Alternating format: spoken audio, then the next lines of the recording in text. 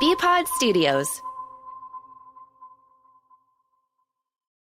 This is Talkin Rock. Talkin Rock. Your backstage pass to some of your favorite rock artists. Here's your host, Meltdown. Here we are, friends. The final non-award-winning episode of Talkin Rock with Meltdown. Two great guests on today. One you can see on Zoom on WRIF.com and, of course, on YouTube as well, talking about Jesse Leach from Killswitch Engage. We'll get to him coming up here in a few minutes. But first, it's Vinny Appice. And Vinny, this interview kind of came along just last night, so that's why it's by phone.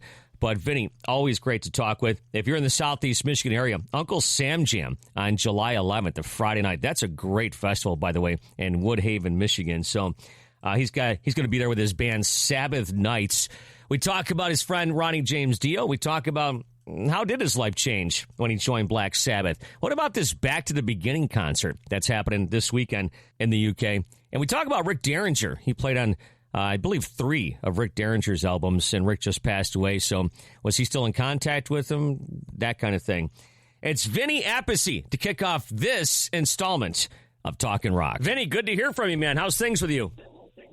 Good. Busy and having a lot of fun and playing, and what else? You know, it's a good life. Yeah. So Uncle Sam Jam coming up with Sabbath Nights. That comes up on the 11th of September, a nice Friday night outdoor venue. You've played this festival before, correct? I think we played it last year. Yes, it was a lot of fun, and I forgot who we played it with, but I don't know. I get them all mixed up. Yeah, I get it there. So Sabbath Nights. So real fast, who's in the band with you in this band? These guys, there's not anybody really well known, but it's a killer band. They got Jim Queen vocals, and he sang with Carmine and I in Drum Wars. Okay. When we were doing a lot of Drum Wars show, he sang on the Appice album. And then we got Jimmy Caputo on bass and Artie Dillon on guitar, and the band just kicks ass. So we play mostly Sabbath songs with Dio, the Dio stuff, and a couple of Ozzy songs in there, but mainly Dio. And so it's great. And it's hard to find a singer that could sing Dio. Yeah, I was going to say, and I think I saw you talking about this in a different interview, that he sings Dio, but he kind of does it his own way, because there's probably guys that could probably imitate Dio, perhaps. Mm-hmm. I mean, he's one of the greatest, obviously, but for somebody that could kind of do it his own way and pull it off is probably even better. Yeah, because a lot of when we first put the band together with Last in Line years ago, we were looking for singers, and I was getting all these MP3s of singers that trying to sound exactly like Ronnie, and it didn't work, so we were looking for somebody that could sing the stuff and put their own style on it, but still maintain, what was there before with Ronnie. Yeah. So Jim's great. Yeah, he's great. Got a great range, and he could do it.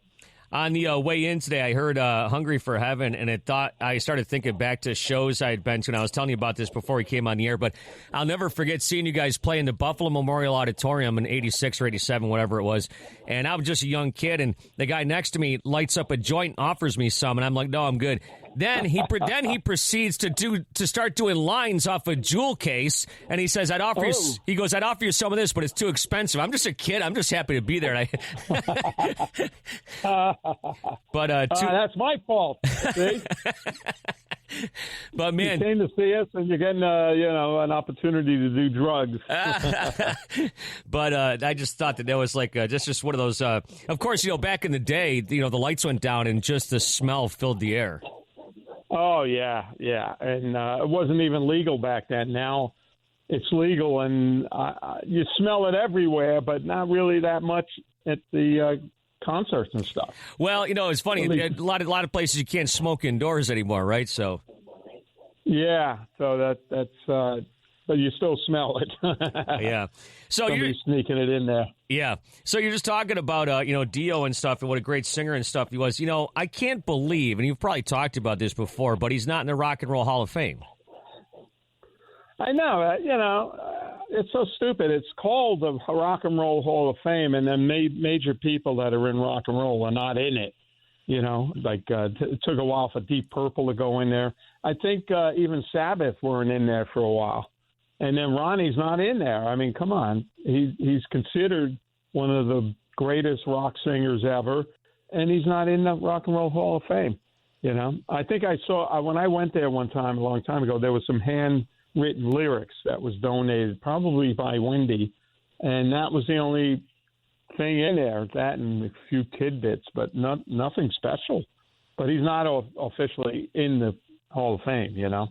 Yeah, so. And then I think they make up these side things where these bands go in, but they're not really, I mean, they're in it per se, I suppose, but it's just like kind of a participation trophy as far as I'm concerned. Yeah, you know, so it's like, you know, people are in there that, I thought it was rock and roll, but there's people in there that play different kinds of music that is not rock and roll, and they're in there. So it's like, this thing's a little confusing, you know. When was Last in Line released? Last in Line 41 years ago yesterday. I was going to say, yeah, it's the anniversary, right? How many years? 41 years. 41 years! Holy crap. That's unbelievable. Nobody thought these albums would last this long. Man, those records are... Holy Diver, yeah. Yeah, those records, I mean, as far as in my house, they'll last forever. I've got them all, and man, what a great time period to be in music. You know, I was going to ask you about this. You joined Black Sabbath in the early '80s after the Heaven and Hell record. How much did that change your life? Well, you know what? I was pretty young. I was like 21 or 22 years old, and then I'll tell you the story really quick. Right before Black Sabbath called, I got a call like a couple of weeks before from Sharon Osbourne's office. And she got on the phone and explained to me they're going to put a band together around Ozzy, you know, in England. And they heard about me, and they wanted to fly me to England to hang out with Ozzy to see if we got along, you know. So I was like, wow, that's cool. But I called my brother Carmine and said, because he's played on the same shows as Black Sabbath with Ozzy, so he knew him a little bit. And I said, is Ozzy crazy? Should I do this? Or what am I getting into? And my brother said, yeah, he's pretty nuts. You know, his last time they went out to eat, was sleeping in a plate of spaghetti. He just passed out. So I thought, oh, my God, I'm not going to go all the way over there. So I turned that down. And then a little while later, a couple of weeks later, I get a call from Sabbath. Come on down and meet Tony. Sure, because it was in L.A., in Hollywood. Tony was at the hotel. And I went and met Tony, and we got along really great. He had one of my albums called Axis, and he heard me playing on that, and he liked it, and invited me to rehearsal the next day. So, yeah, but it was almost so sudden that I didn't have time to absorb that this is Black Sabbath. This was big, you know, because at that point I played with Rick Deringer for a while, and you know, it wasn't as big as Black Sabbath, and this was a headlining tour and all this. So I didn't have time to really absorb that. I had to learn the songs. We only had 4 days, and that was one of the days to learn the whole set, you know? Yeah. So every waking moment was spent listening to the songs and trying out. Then the next day we rehearsed. They were so happy they found a drummer that we rehearsed for a little bit, and then they went to the pub to celebrate. And I'm back in the rehearsal room learning the songs, you know. So it was pretty cool. But, of course, it changed my life. I mean, it was really changed my life up to this point because they became so legendary even as time went on that I got to play with one and make music with one of the legendary bands up there with Zeppelin and Deep Purple and everybody, you know. So it was pretty amazing. I'm really fortunate. That's called being in the right place at the right time. Well, yeah, I was going to say, so how come so many, well, especially the Ozzy camp, the Sabbath camp, back in the day before the internet and stuff like this, why were you on their radar like that? I don't know. Maybe my phone number was in the rainbow on the wall, you know, the Rainbow Bar and Grill yeah. in Hollywood. Yeah, I think it was through the record company, Warner Brothers. They heard of me, and there was a little buzz because I played with Rick Deringer for 3 albums, and we did a lot of touring. We toured with Aerosmith in Boston. So there was a little bit of a buzz that, hey, Carmine's younger brother, he's pretty good, you know. And that might have been how they thought of me, So it was great. That started my whole career, really, right there. Yeah, so when I asked you about how your life changed, obviously joining the band makes a change, but when you record a record and you are actually now a member of Black Sabbath, that's like you were saying, that's got to be mind blowing.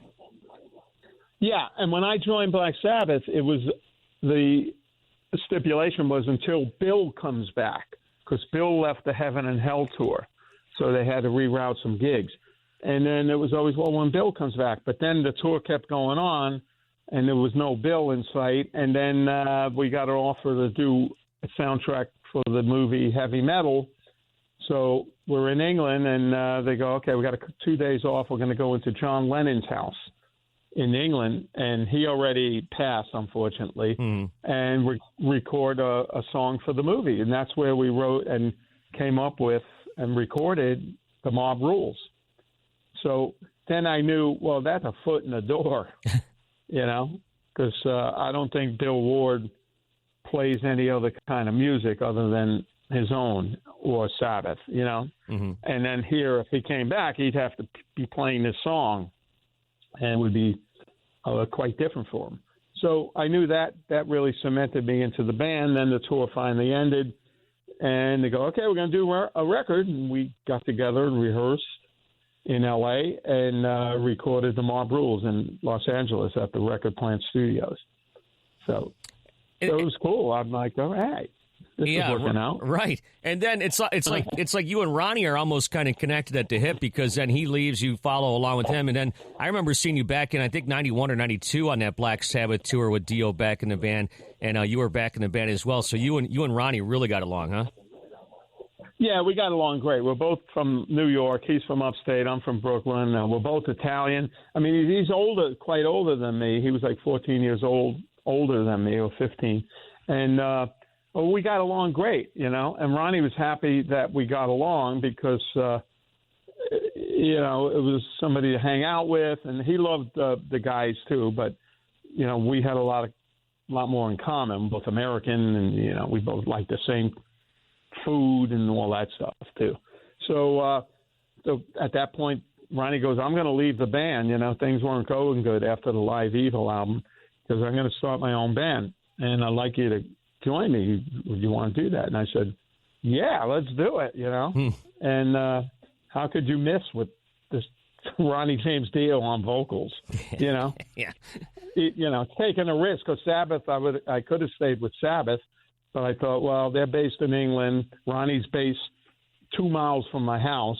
So I think this would be the choice to make. And it'd be exciting and fun. And I just had a great vibe about it, So I went with them. And then we wound up back in Sabbath.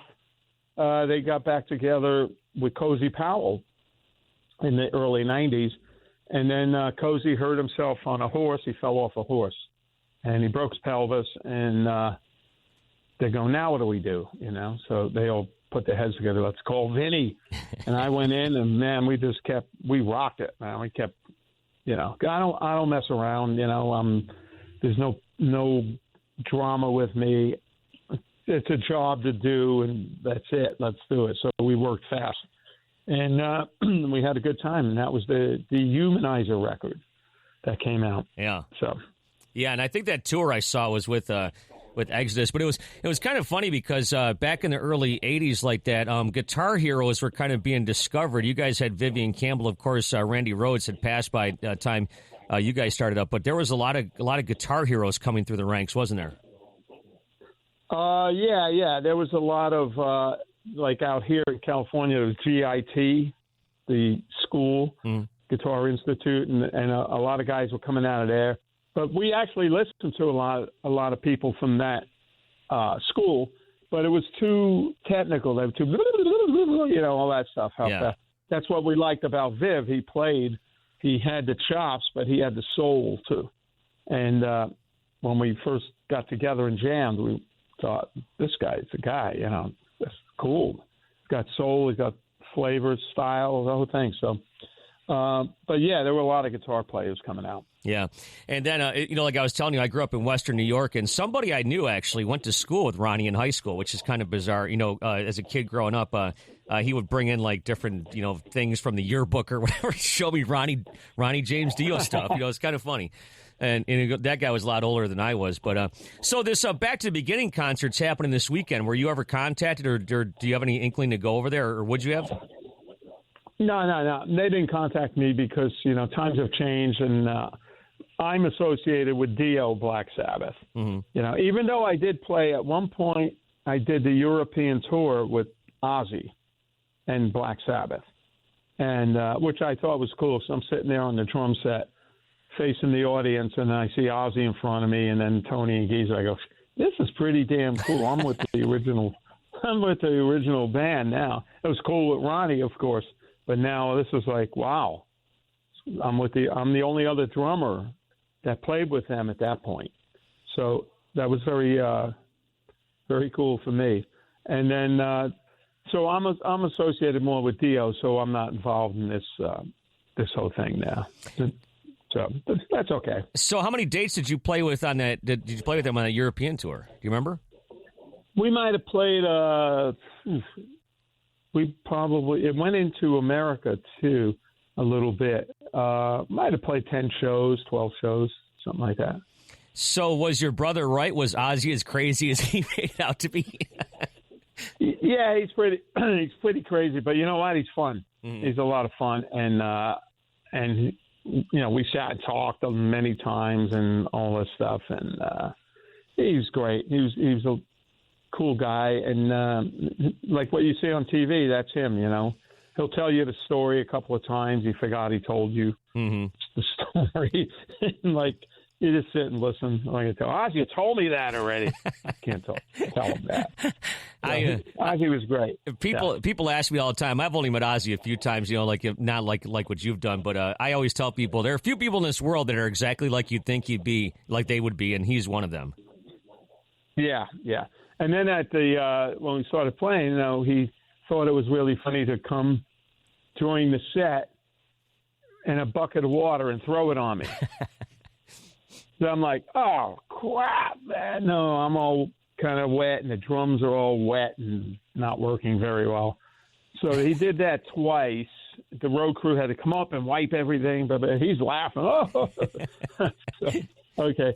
So then the next morning, Sharon Osbourne says, Vinny, how's it going? I said, that's great. This is fantastic, but he keeps throwing water on me. And she said, he did? And that was the end of the water. It shows you who wears the pants in the family, right? Hey, so what year was this? I don't recall this tour. I think it was like 99. Okay, so later on. Got you. Okay. Yeah. And then after that, I went and played the European tour with them. And then after that, it was a break for Christmas, and then they toured in America. But Bill Ward came back, and because he had a medical issue at that point. So Bill came back, and Sharon wanted me to be on the tour in case Bill keeled over. Let's put it that way. So I did a whole tour and didn't play. It was the weirdest thing. And in case Bill had a problem, I would jump up and play, continue the show, and I was the backup plan B, So that was quite funny. Yeah, I was going to say that must have made for an awkward situation. Yeah, but I used to send. I think Bill had a heart thing going on problem, so I used to send Bill room service, like about 4-egg omelet with butter and cheese and. Come on, you did not. Did you really? No. I love Bill. Bill's a great guy. I'm only kidding. That's like a running joke. I met Bill so many times, and then we even did a rock camp together. He's a sweetheart, And now he's taking care of himself. From the pictures I see, it looks like he lost weight. He looks good, and should be good show on Saturday. Are you going to be watching it? Or are you going to be paying any attention to it? I see all sorts of people posting stuff about it online. Yeah, there's so many people that's posting stuff that just go on the internet and you'll see it. Yeah, right. Not the whole show, but that's okay. But what a lineup, that's like a show go down in history, rock history.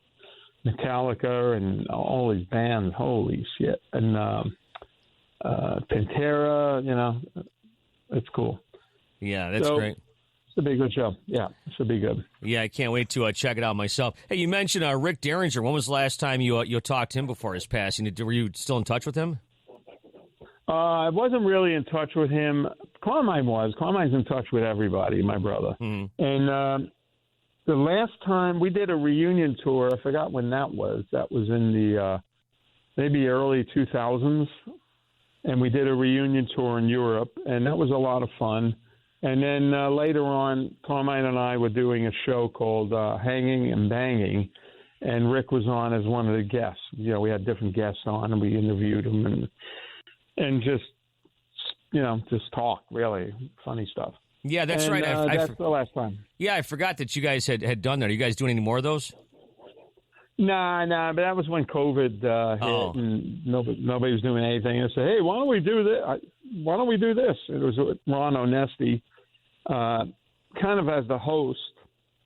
He's from Chicago and big promoter in Chicago and owns the two Akata Theater and the Plains Theater.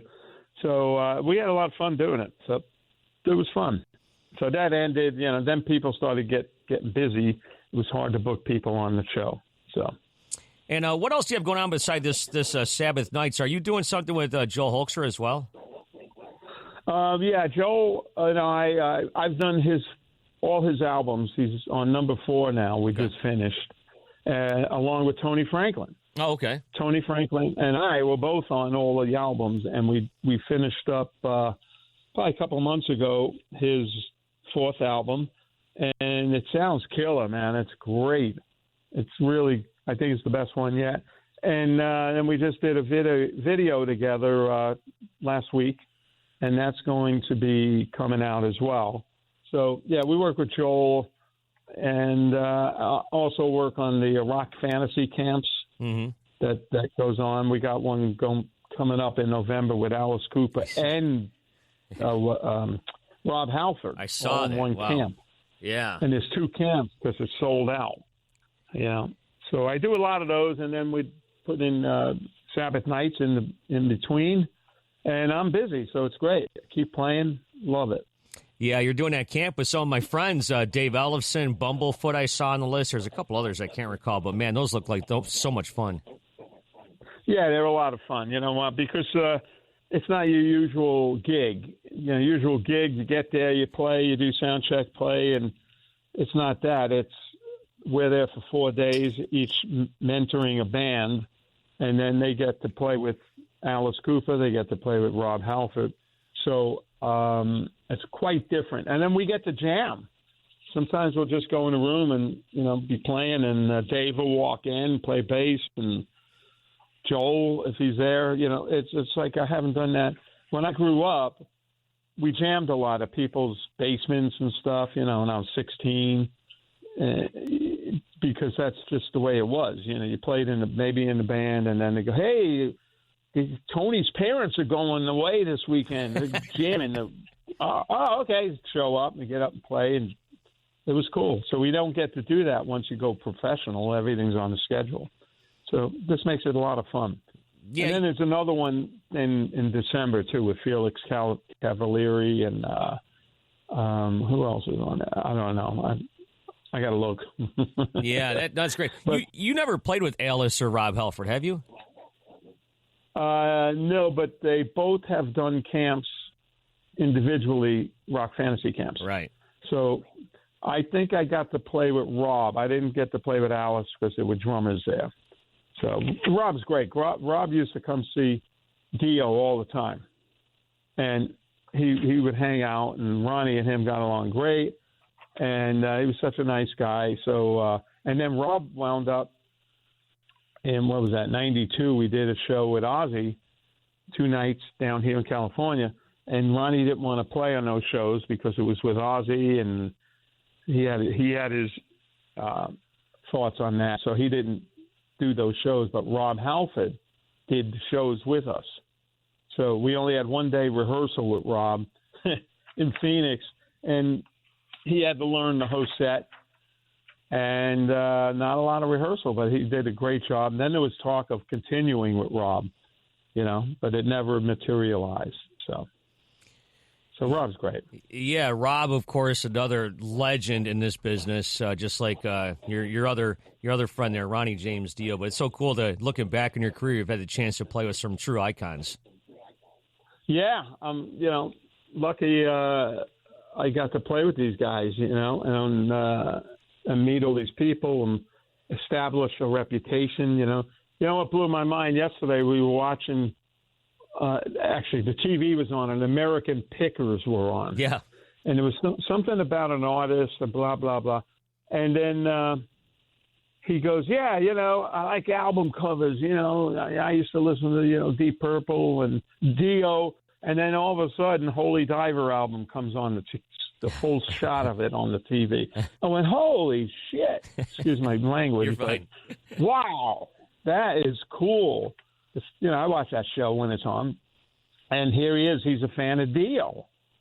I went, oh, my God. And they put the album cover on the screen. Wow. I'm waiting for them to go, Judas Priest, maybe Black Sabbath. He didn't even mention Black Sabbath. He mentioned Dio, Holy Diver. I went, cool. That was a kick in the ass. Yeah, I met Mike Wolf twice, and once was here in Detroit at a gigantic car cruise called the Woodward Dream Cruise. But I met him and hung out with him at a show in Pittsburgh with Metallica. So that guy is a metal guy. Yeah, I didn't know that. He didn't look that much like a metal guy, and then he is. A couple of the album covers and bands he was into, and that popped up. I was, wow. Yeah, that's great. That's like, wow, all this work paid off. Yeah, you're on TV, right? Well, Vinny, I'll tell you what, we'll cut you loose here. Uncle Sam Jam coming up with Sabbath Knights on July 11th. I'm going to try to make it out there that night. A bunch of us, Sabbath, yeah, and that's Dio, a free show. Yes, yeah, that's a free show, and I think they're selling VIP tickets just for a section that's VIP. Yeah, in the front. Yeah, and then after that, I was thinking about this. They've got the Pink Floyd thing, laser light show thing right after you. Yeah, that should be good. I don't know if they had that last time. I was trying to think. Yeah, it should be a great show. I mean, it's a free show. Come out. It's going to be a lot of fun. We're going to kick some ass. I think we're on in the middle somewhere, or we're on right before the last band. Yeah, I want to say 9 o'clock, 9:30, somewhere around there. You'll be taking the stage. Yeah. So come down, man. The band kicks ass, and we play all these cool, Sabbath songs from Heaven and Hell, from Mob Rules, a little bit Ozzy, So it's going to be fun. Looking forward to it. And happy anniversary on Last in Line. I saw that yesterday. It's crazy to think. Yeah, I know. These albums, they're still going, man. It's like Holy Diver, Last in Line, Mob Rules, Yes. They're still being played, and it's amazing that we never thought 40-something years later that these albums were going to still be popular. But here we are. It's crazy. Up next to wrap up this episode of Talkin Rock, it's Jesse Leach from the band Killswitch Engage. I've never had a chance to interview Jesse before, and I found him great to talk with. I even learned some things about him. As I record this today, it's July 3rd, so happy birthday, Jesse. When I taped this interview with him, it was actually the beginning of the week, so he hadn't celebrated his birthday yet, but he talks about what he's going to be doing for his birthday and the 80s rock legend he shares it with. Plus, I didn't realize this, but he's a fan of one particular 80s rock band. We'll get into that, talk about the latest single, I Believe, talk about this tour, the Summer of Loud tour. If you're down here in Southeast Michigan, where I am, they're going to be coming through town July 16th with I Prevail, Beartooth, and a ton more. Lots to talk about with Jesse Leach from Killswitch Engage on Talkin Rock. Jesse, good to see you, man. Nice to be seen. Yeah. Happy early birthday. What do you got planned this week? My wife's flying out as we speak, and she got us a nice little Airbnb up in the Hollywood Hills area, and we're just going to relax 2 days off in a row and just going to have a cigar, kick back, eat some good food, and enjoy my wife. You're a cigar guy? Occasionally. Yes, occasionally. I like them a lot, but I very rarely do it because of my job, but I do love them. Yeah. It's something I have yet to get into. Maybe I should try a few here and there. I do have a lot of friends that do smoke cigars, so. Yeah, it's just a tasty little thing to have and something to sip on. And it's relaxing for me. I like the way it makes me feel too. Because I don't, you don't inhale them. You just kind of taste them. It's nice. Right, exactly. You share a birthday, by the way, with Stephen Pearcy from Rat. I don't know if you knew that. Oh, no, I didn't know that. That's awesome. I'm in good company. Very cool. Are you an 80s rock fan at all? I mean, yeah, I grew up with all that stuff. Yeah, Rat, Def Leppard, Dokken. As far as that genre goes, those are probably the top ones off the top of my head. Huge Def Leppard fan. Love Def Leppard. Oh, is that right? So have you seen them a bunch of times? I've only seen them twice, and I actually got to meet Joe Elliott, and I got to tell him how big of a fan I was. I have a picture of him as well when I met him. That's awesome when rock stars get to meet some of their heroes. I do ask guys sometimes, and a lot of times they haven't met him or it was a short experience or whatever, but that's pretty sweet. Yeah, and Adam was with me, and Adam got to tell him how much the band means. If you listen to the riffs, there's Def Leppard in there. You can hear Def Leppard in some of the riffs we play. Okay, I'm going to have to pay more closer attention moving forward. Yeah, that's pretty cool. You never know where some of these people come from. Is that where you think you got your musical influences growing up? I mean, initially, yeah, but when I discovered punk and hardcore music especially, that's kind of what was the first thing that made me feel like it was mine. It wasn't handed to me on a mainstream radio. It was something I had to really, back then, before the internet, really work for and become part of a community. So hardcore was the one where it gave me the bug where I wanted to sing. But rock music like, Def Leppard and that genre, that era, I'd say 86, 87 is when I really started to like my own style of music. That wasn't my parents'. Oh, okay. So did I was thinking about this as you were talking. Did you have older brothers or siblings or anything that kind of led you along the way? A little bit, yeah. My brother showed me Iron Maiden and Metallica. We weren't, long story short, we weren't really able to listen to much secular music because I grew up in a very religious household, my dad being a minister. So we had to sneak that stuff in. And he had this friend that would give him tapes. And yeah, I remember going over to his house to watch MTV and seeing Metallica, the video for One, and just being blown away. Like we didn't even understand what we were watching or listening to. So yeah, that was an earth-shattering moment. So is your father still with us? Yes, he is, and he's much different than he was when I grew up. He's mellowed out quite a bit, and he's actually one of my biggest fans. I was going to ask you if he's come out and watched you on tour and stuff. Yeah, my parents come out every once in a while. They'll travel even. 2 tours ago, they did a road trip in a camper and came out to see me. So yeah, they're very supportive now. No, that's great, man. That's awesome. Congratulations. The Summer of Loud Festival, that's happening right now. I just talked with Eric from I Prevail. Of course, they're from here. You're going to be coming through here in mid-July. Just a hack question, but how's things going so far in this tour? Killer. This tour, the lineup is stacked. The shows have been, really hot because of the heat wave, but other than that, just fun. The fans are there for it, singing along. All the bands are getting along. Backstage just feels like a big summer camp. It's great. Yeah. Who are some of the bands on this tour the most? Parkway Drive. We've toured with them and we've known those guys forever. And also one of the opening bands, Devil Wears Prada. We know those guys pretty well. So it's fairly easy. We already have friends, and I've already made friends with I Prevail guys from the Shiprock cruise we did together. And the guys that I've met in Beartooth are sweet. The opening band, I can't remember the name of them. They're really sweet kids. So everyone just seems cool, man. There's no real egos being kicked around or any of that stuff. It's just a bunch of dudes and a girl kicking it, making it work.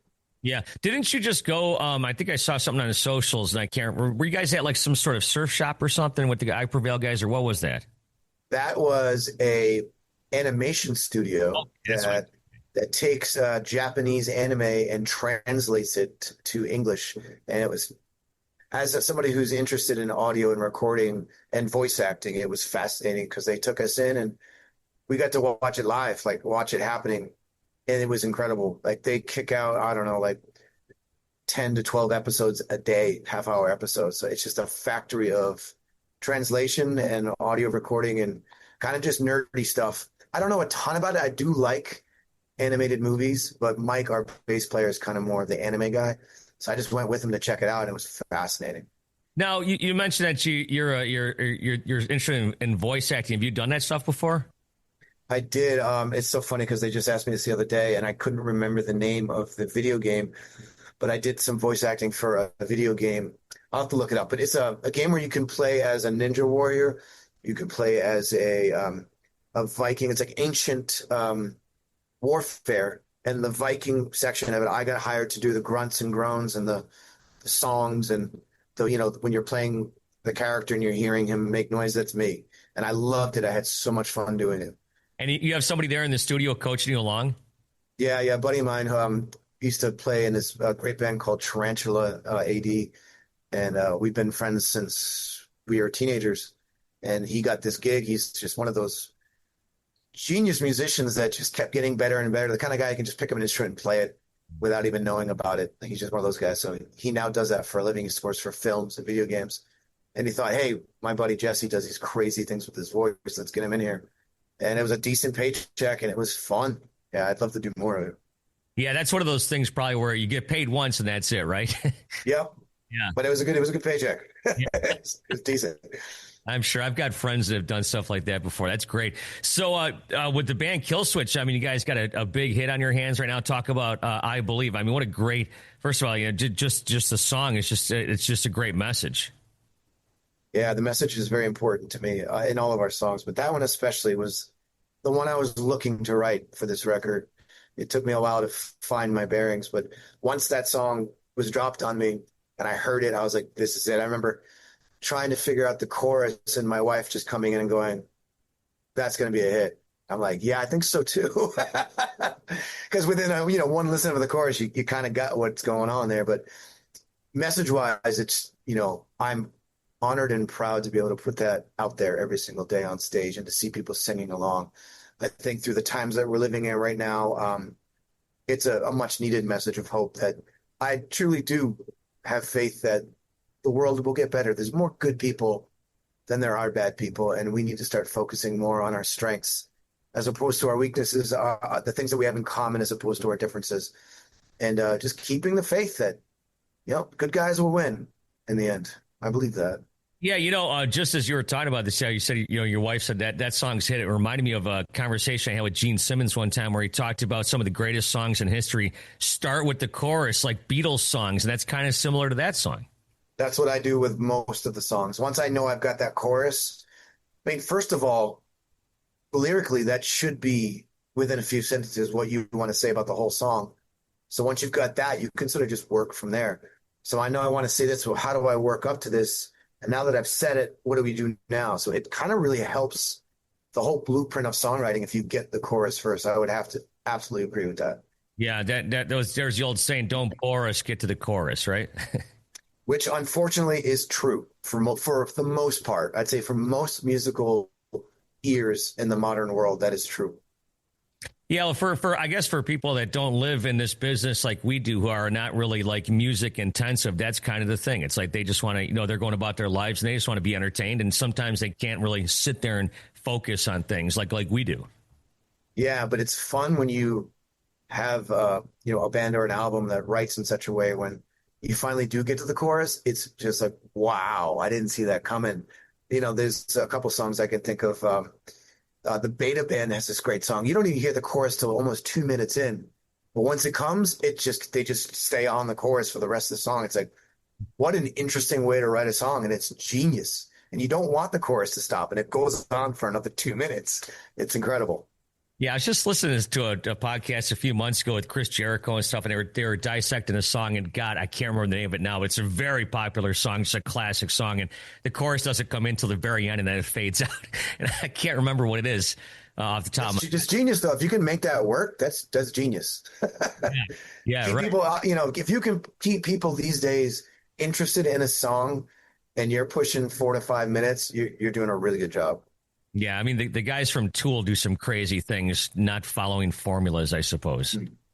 So, anyways, but on this tour the other day, I don't know if you talked about this, perhaps you did, but Howard Jones joined you guys on stage.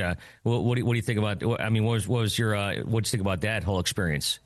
He's easy. He's an old friend now. At this point, it's like it doesn't even surprise me anymore. It's like, oh, he's showing up, and I, sometimes I'll find out the day before. I'm like, cool, signal fire, let's do it. Yeah. No worries. And it's just nice for him to pop in and say hi. He's part of the fam. It's all good. It always reminds me of when that happens with that scene from Spinal Tap where I think Nigel are standing off the side of the stage. Thankfully, there's none of that. It's not awkward. It's fine. But I mean, I love that movie, obviously, but that scene in particular, great acting. I wonder what the second one's going to be. Apparently, they're doing the second one. Yeah, that's coming out in September, I guess. Oh, I'm worried. I mean, those guys are great, but I'm worried touching a classic like that again. Yeah, I'm with you, man. It's like that movie is so good. And it's like, I don't know about you, but I saw that movie several times. I mean, maybe dozens of times before I even got in this business in 1990. And a lot of it I didn't understand, but now it's all too clear. Oh, big time. Yeah, I would say that's absolutely fair. Especially the whole getting lost backstage rock and roll thing until that happened to me. And I was like, I don't even know where I'm going in this stadium. We were dying. We were in tears laughing, trying to figure out. Security's like, that way. What are you doing? It happened. Where was that at? I don't remember. I'm that person now. I don't know. My memory of like, tell me to recollect, a show. I don't know. It's hard for me. It's hard for me, man. You do so many of them. You meet so many people. You're in so many places. It's funny. Sometimes we'll show up to a venue and I'll be in the green room all day and I won't even realize I've been there before until I get out and look at the stage and I'm like, oh, we have been here before. This place? Yeah, that's hysterical. I remember I have so many memories and could tell you almost every minute of the 1992 Guns N' Roses Metallica concert I went to, but I can't tell you what I did Thursday. Yeah. Oh, no, see, the brain's weird like that. I agree. I've got moments in my career that stand out for no reason at all. But yeah, agreed. I don't know what happened last week, except I did play some shows. I know that. Yeah, and I think somebody said something interesting to me a few weeks ago. They're like, yeah, that's because we weren't doing all this stuff with our phones. We kind of almost had to remember everything. That might be true. I don't know. I mean, just on a basic attention span basis, I would have to hard agree with that. Our brains have changed because of these things. And, it's a gateway to information. It's incredible, but it is also pretty detrimental to the brain as well, as far as, creativity and getting sucked down the black hole of scrolling. Yeah, right. Yeah, I find myself doom scrolling sometimes as well. So the Dogs of Hope, I saw you were working with this group and this thing, this Blood Upon the Ashes. As, I took my dog to the vet today because she's been itching, and it's kind of like really weird because she normally doesn't do that. And I remember I heard you talking about, dogs and animals and stuff. And Adam Carolla said something that was so fascinating one time. I heard him talking about this. He says that, we love dogs so much because they don't speak. And I think that might be, that might be true. Our kids are kind of different until they start talking. They're like, oh, yeah, then they can kind of verbalize what's going on. But I'm a huge animal guy like yourself. Yeah, I'm a huge animal guy too, but imagine if they could talk.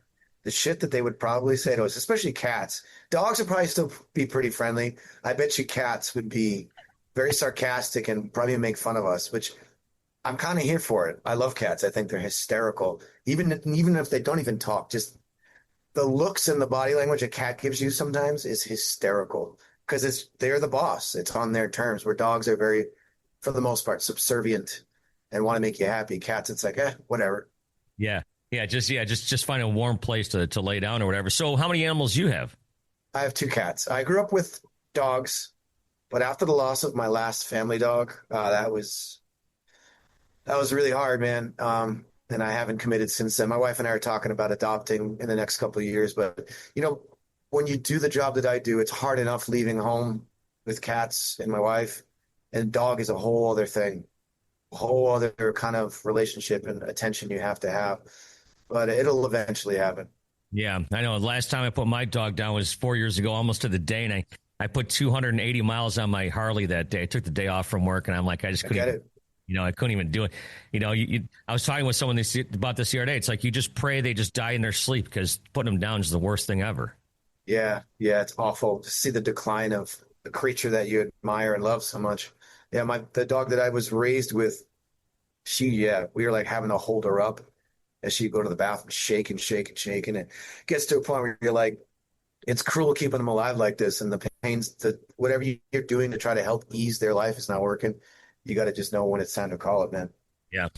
So we were just talking about Spinal Tap coming out this fall, and I think sometime this fall I don't know when, is going to be this heavy healing documentary. Have you, I know you took part in it. Have you seen a finished version of this or anything? No, I haven't. No, and I kind of like not seeing it till it's done.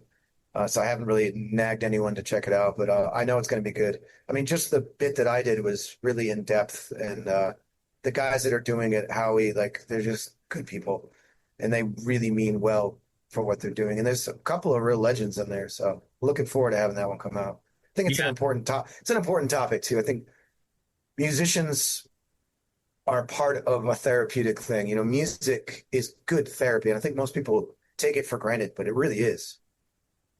Yeah, I mean, just think about it.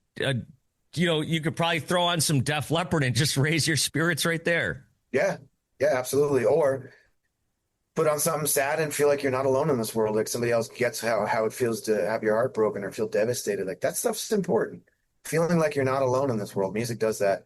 And then, live performance of music is just exhilarating to a whole other degree where you can be in a room full of people and, we can all get the chills together because you're seeing a performance that's just top notch. I love that stuff too.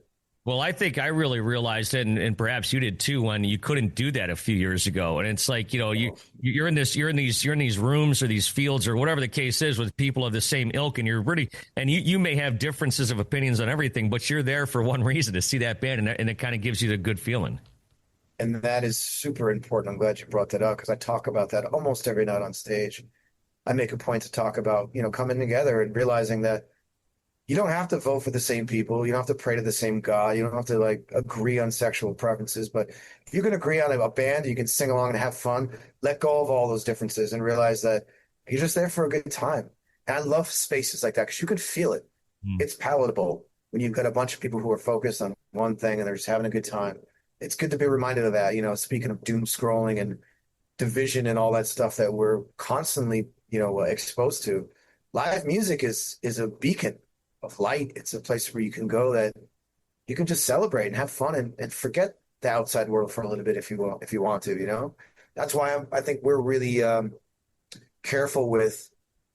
There's a ritual to our performance lyrically. There's a lot of therapeutic stuff going on, but we always make sure to throw in the fun. Me and Adam D especially, he's the main driver of that, reminding people to drink beer and laugh and have fun and don't take yourself so serious. And, I see the concerts from a different perspective than you do, of course, when you're up there on stage. So talk about like what you see. I mean, I'm there with thousands of people. You're there with your band. Yeah. I see a lot of smiling faces, because they're all facing me. So if you're facing a band, you're not looking so much around. You don't get the grand scope of everything that's going on. And especially on this tour, a lot of smiling faces, a lot of people who are happy to be there and singing along, and you can see the intensity or the sadness at times. It's a very emotional experience as far as being on the stage. And then backstage, this stage in the game, it's a lot of naps, a lot of dudes stretching and exercising, trying to manage their pain as they get older. But it's a fairly healthy environment. We get decent catering and we kind of take care of ourselves. You just get to that point in your life where you've been doing it for so long, you kind of have to, take care of yourself. But that being said, we also have big parking lot parties where we crank out the jams and drink some beers. And like the other night, I had some cigars and had a really good time. Yeah, it's funny you mention that because, like I said, I've been in this business for 35 years, and I've known bands and become friends with a lot of these guys, and a lot of them I've seen them in their lowest of lows, and now they're sober or whatever the case is. Yeah, or learned to moderate finally, which is me. But I've got sober friends as well. You just get to a point where look, if you're not able to slow down, just stop. It's better for everybody, for your body, for your mind, and for your career. Nobody wants to see a 50-year-old man shit-faced not being able to sing their songs. That's embarrassing. So I commend people who take control of their lives, whether that be through moderation or sobriety. It's a good look. Yeah, and it's especially with what you guys do, it's kind of like a workout all to itself. It is, and I love it because I get in the best shape of my life when I'm on tour. Yeah. Between the bike riding and I do, weights as well and stretching and then the hour or so we're on stage, all of us are pretty much nonstop running around with pyro, sweating, and like, it's a good workout. It's great. Yeah. Hey, final thing here for you, and we'll cut you loose, Jesse. I appreciate your time. The Summer of Loud, like I said, coming through town here in mid-July. The latest record, This Consequence, is out right now as well. This final Black Sabbath show is happening this weekend. Obviously, you guys won't be there, but do you have any thoughts on Sabbath and Ozzy? I mean, the music world owes a great debt to both Ozzy as a solo artist and Black Sabbath. None of us, majority of the bands that are kicking it right now owe a debt to Black Sabbath. I think the thing to focus on is the legacy, and just hoping the best for Ozzy's health, and people just paying respects to a band and an artist that changed the face of the world in music. And I will always be a massive fan of both Ozzy Osbourne solo and Black Sabbath. Very important stuff.